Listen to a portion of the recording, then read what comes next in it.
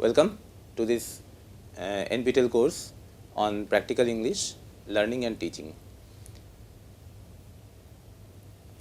We start with the first session, and first let me spell out a little in detail what is this course about, and then we will see how we are planning to execute the course. This course, Practical English, Learning and Teaching, is actually based on a program on English proficiency, which we have been running in IIT Kanpur for slightly more than 2 years. And first, let me tell you what is the motivation of this English proficiency program. Many of you know that an alarmingly large majority of educated Indians try to manage their entire life with a very poor command over English, and therefore their professional life gets seriously disturbed. The question is why this is the situation. The reason is that they just avoid putting 1 year of serious study and serious effort to get their English in order, and somehow many of them keep on thinking that learning English and achieving mastery over this language is extremely difficult and that they will not be able to do. And nobody has categorically told them that English is just a language. The way you can learn any other language, you can learn English and you can master it. It should not be very difficult. And millions of people have done that before you, and at the same time as you, there are another million or another large number of people who are doing it every day. You can do it, and it requires roughly 1 year of serious effort, serious study to improve the language proficiency, after which you can reap the benefit of that labor for next 50 to 60 years. Now, why this is the situation? I am talking here about educated Indians. At the right age of learning, which is childhood, in India it is difficult for majority of children to learn the English language the way they learn their mother tongue, because for the purpose of a child, English proficiency is not needed, because at home, at playground, at school, with friends, he doesn't need English. Besides, in order to know the external world, he doesn't have to rely on English. He does that with his own language in his locality. So for his own purposes, he doesn't need it. It is a different matter that in his later life he will need it. At that time it will be vital. But at the current time, since the child does not need it, he has no urge to learn it. Apart from that, the background of a majority of children is not conducive to a continuous, thorough learning of English. Apart from that, parents of majority of children are not conscious regarding the necessity of teaching English to their children and the way to do it. Besides, many of the teachers entrusted to teach English to children have inadequate competence. Either their English is weak, or they don't know how to take the knowledge to the children.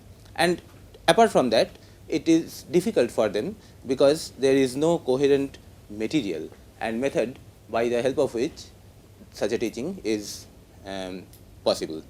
So for that, what is needed in our country is a systematic course material and methodology, and of course dedicated teachers. Even after the childhood is over, when the command of the life passes on to the hand of that person himself, at that time also he finds a lot of difficulty in acquiring the language, which he actually has to use in his profession, in his work, in his life throughout. There are several reasons in adulthood which are different from the reasons of childhood. During adulthood, attention diverts to other practical things of life, and learning cannot be the focus of a person. He is mired with a lot of responsibilities, a lot of pressures, work pressure, and of course his priorities change. His family becomes first priority, not his learning. Apart from that, there are other social disturbances, so he cannot concentrate on his studies. Besides, even after all this, in adulthood, there is another problem, which is the opinion and autonomy. In adulthood, a person can decide whether he will take up studies or not. In childhood, if the parents say that you have to study, then children study. They have no other way. But in adulthood, they have the autonomy. They can decide that I will study later. Right now, I do some other important work. And therefore, a very important work, which was study, actually gets into the lower priority. Besides, in adulthood, people have a lot of opinion. So they are not so malleable that they can be molded by even a good teacher. And in adulthood, if somebody wants to learn something new with a real dedication, then apart from systematic course material, he needs to have a lot of resolve, patience, and discipline. For people in general, whether children and adulthood, children also sometimes fall prey to these weaknesses. Some people have false sense of knowledge. I know a lot. And that stops the flow of knowledge to a great extent. And sometimes people who actually do not have adequate background shirk from going to a learning program, basically because they think they already know enough. And then, diametrically opposite, there is a false sense of inability. Some people think that English belongs to others who are more fortunate, and I perhaps don't deserve it. Who says so? If you want to acquire a particular knowledge, of course you deserve it. Your wish to acquire it is your license to acquire it. So there should be no feeling that somebody is so low that he does not deserve to learn a language, because as I told you earlier, that it is just a language which millions of people know, millions of people are learning every day. It cannot be very difficult. Apart from that, typically it is human nature that there is a lethargy of taking up something new, and sometimes people think that maybe the effort that I spend in this will go waste, I will not succeed, I will not learn enough, so why spend the effort? This is a very negative way of thinking, and it should be fought against. And people don't want to fail. They don't want to try and fail. And that way they never try. Besides, in adulthood, people find that learning, even if they wish to learn it, that becomes optional. There is no compulsion to do it. And they feel that it is of limited utility. How much I will learn now? In adulthood, people think in that terms. So, and of course, they also have lack of confidence on the teacher or the method or the subject matter material used to teach. Though the bottom line is that you will learn a subject if you have the willpower. Even if the material is not the top class, even if the teacher is not top class, if your will is top class, then you will succeed. This is something which people must bear in mind. And the need is, of course, trust that one can do it, patience to continue doing it, discipline to follow the path once taken thoroughly till the end, and of course long-term commitment. This course that we are starting today is of only a duration of 20 hours. Yet I am talking about long-term commitment, because within a span of 20 hours, a language is not learned. I am telling you that the English is just a language. It cannot be very difficult. But then it is not that easy. No language is that easy that you can learn it in 20 hours. And that is why I am talking about a long-term commitment. This 20 hours duration is just going to show you the way, along which you will make some improvement during these 2 months, and after that the journey continues. So you have to keep that in mind, that starting from a very rudimentary level, you do not expect that at the end of 2 months you will know English a lot. From whatever level you start, you will make an improvement. But the most important thing is that we are trying to show you the way along which you can proceed even after the completion of the course and continue learning more and improving your command more and more every day. And in order to go on learning and making improvement in your learning, you need to have the will to understand any level of English and express almost anything, any feeling, any thought in English. This kind of a feeling should not stop you that, oh, this is Walter Scott, of course that I cannot read. Why? If you cannot read it today, don't say that I cannot, this of course I cannot read. You say that this I postpone. Right now I read something, I study something which is of my level, but never say that these things are anyway not for me. Okay? So have the will to eventually be capable of reading and understanding anything that is written in the language. On the other side, if you have a complicated thought, if you have a complicated feeling which you want to express, don't say that this kind of thing of course I cannot express in English. You can, perhaps not today, perhaps not immediately, perhaps not within 30 seconds, but if you put in enough effort, you can express any complex feeling, any complex thought in the language once you master it. And you need to set the agenda for yourself to learn the language up to that level. At this stage, I would like to enumerate the different segments of people whom we are expecting in the audience of this course, which we will be interchangeably calling PELT and EPP, because PELT is the current forum in which we are offering the course, Practical English Learning and Teaching, and EPP is the parent program from which we are having the ongoing activities.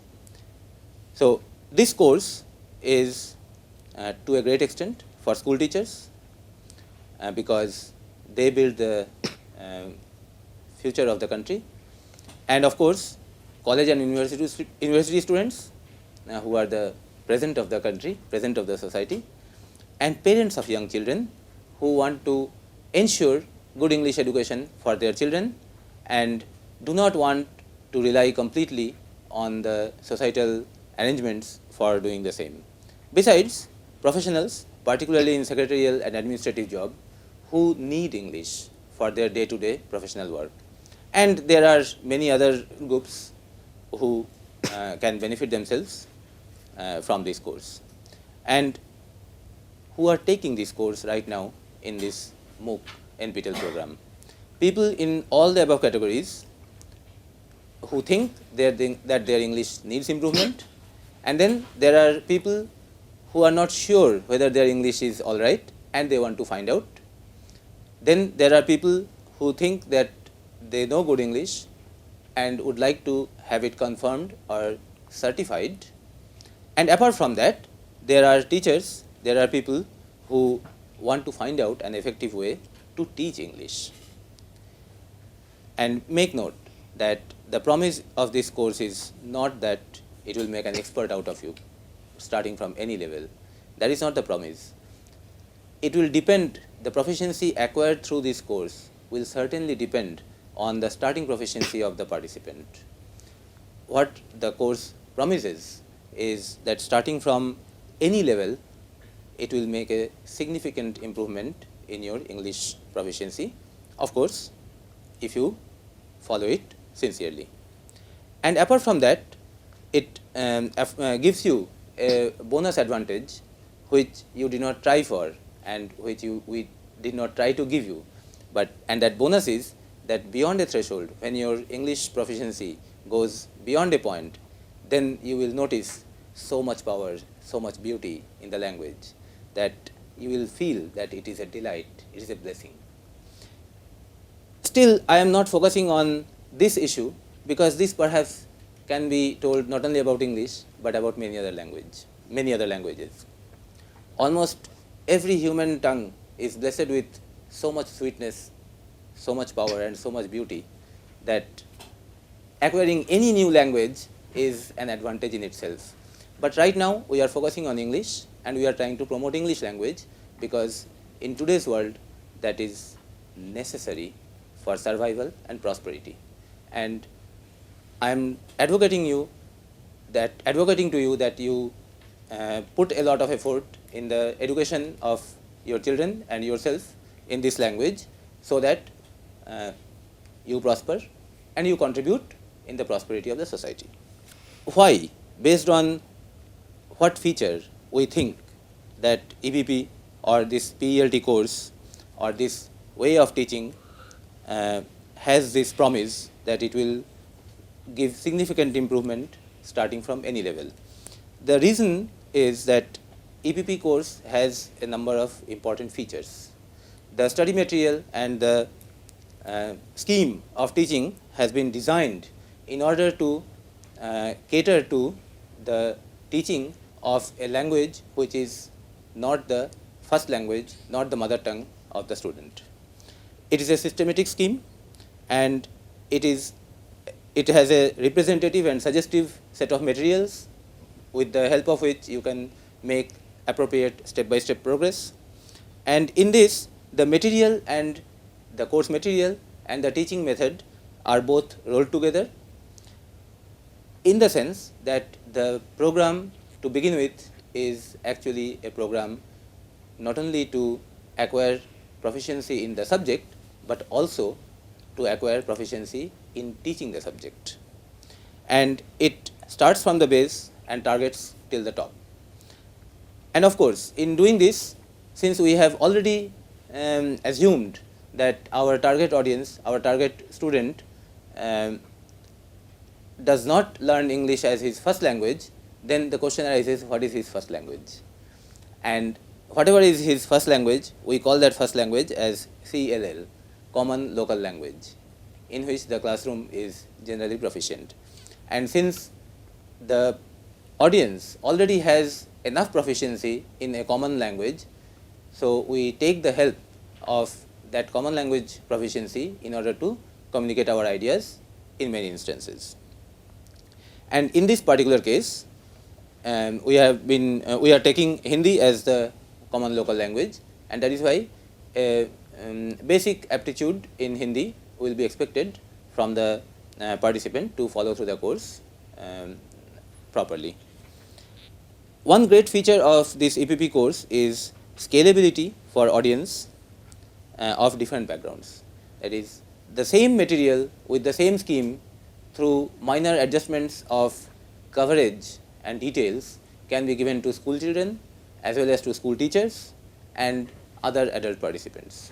And right now, in this execution in PELT, in the MOOC course, we will be taking an approach which will be appropriate for adults, but at a reasonable level of background. At this stage, I would like to answer any questions that any of you have. Any questions? So I have a question. Why Indians don't want to learn English, knowing that English is an international language? There are several dimensions in it. It is not that plain that English don't want to learn English. Some that don't want to learn English, some don't care, some do not know the importance, and there are many who would like to learn the language but are not ready to put in proper effort for that, and that is a major concern. Sir, I have a question. There are other English courses, I mean, there are ways of teaching English. I mean, is there practical English? Does it have any other significance? Well, by calling our course practical English, we want to emphasize that this is for those people who want to use English for their work, not necessarily for acquiring great scholastic level, not necessarily for pursuing literary interests, but just for the day-to-day purposes which is needed in their work, which is practical. So that is the idea. Yeah, I have a question. Thing is that we go through many literary works of many people, but it is not quite possible for us to understand each and every meaning of the words. So, I mean, how does it affect the comprehension of the passage that we go through? Well, quite often you can follow the meaning of the passage even without knowing the meanings of many words. And typically, a strategy to consult the dictionary for every word that you find new in a book is very counterproductive, because that way you will never make any progress in a good book. And what happens is, from the context, many times you understand the meaning of the passage, and at the same time you get a rough idea about the meaning of that word also, which you did not know. And all the time you are not conscious that you have recently developed a sense for the meaning of a particular word, but that sense stays in your mind. And when you encounter same words in frequent places, in different contexts, then you develop a more and more coherent picture of the meaning of that word. And then perhaps one day you decide that, let me see what is the real dictionary meaning of this word, and then you see that.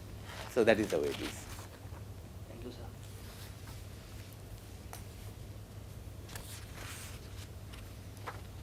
Anything else? Okay. Today's assignment will be to write a summary, a report, or a critique on the opening introductory lecture. Whatever I just now talked about, the first assignment will be to write a summary or a report or a critique on that very topic. And we leave it at this step, at this point, and quickly try to summarize how we intend to execute this course. As you already know, we will have 8 weeks of lessons in this course, which can be subject wise divided in 4 quarters. Each quarter is going to be covered over 2 weeks, which means a total of 8 weeks, 5 sessions in each week. That means 40 sessions. Each session will be of 30 minutes duration, in which we will have one major segment of instruction, and then some questions and answers with the audience, and then a little section of tutorial, in which I will try to illustrate the practice sessions which you need to go through on your own in order to learn the subject matter better. And then we will spend a little time on teaching, how to teach this subject.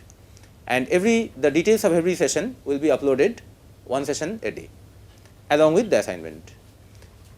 And the due date for the submission of that assignment will be 1 week, and after 1 week, on that day, whatever day it is, 1 p.m. will be taken as the deadline of the assignment submission. And please do not ask for extension of the assignment submission deadline, because that will be complicated for us. And assignments are to be submitted in only PDF format. You can prepare your solution in MS Office or any other software, but finally you must convert it into PDF format, so that what we receive is only a PDF file. And as the assignments are subjective, they will not have unique answers or solutions as such. In those assignments for which some suggestive solution can be prepared, we will upload the solution at the course website. And of course, there is no assumption that that is the solution, and that is the best solution or ideal solution, nothing of that sort. That is one possible solution. Okay? And for the course, a diary site will be maintained at this URL, and it will be updated with the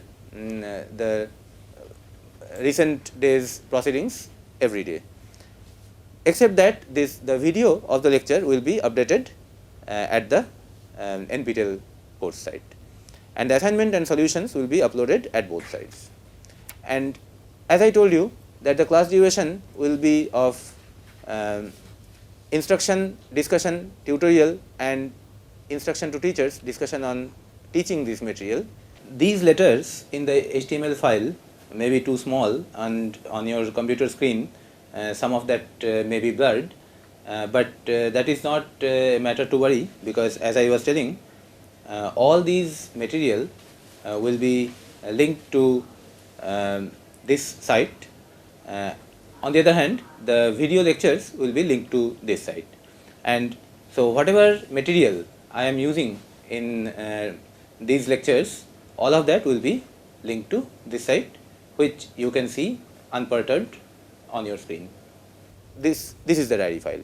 Okay, so whatever material we use for the instruction, we will link it here, and whatever questions and answers come up in the discussion session here, they will be compiled and linked at this point,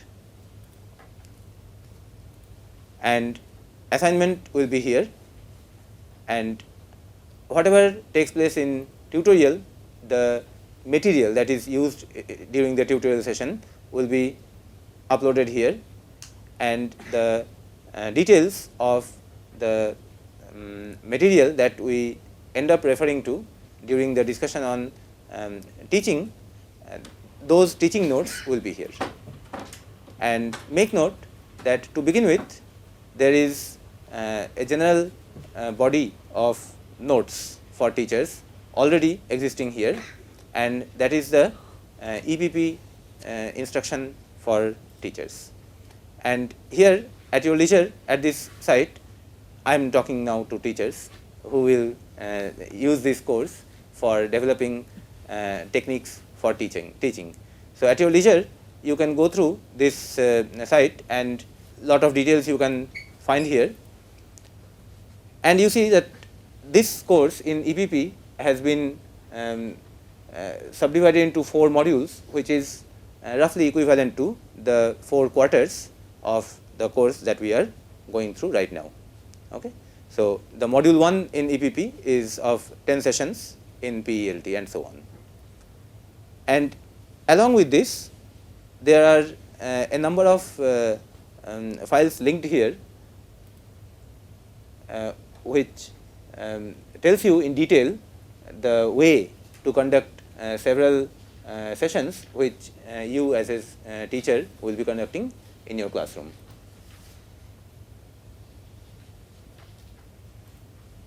For example, when you want to conduct a speaking session, what is our view, what is our position on how a speaking session is to be conducted in school, in a class, in an English classroom. So those notes are here.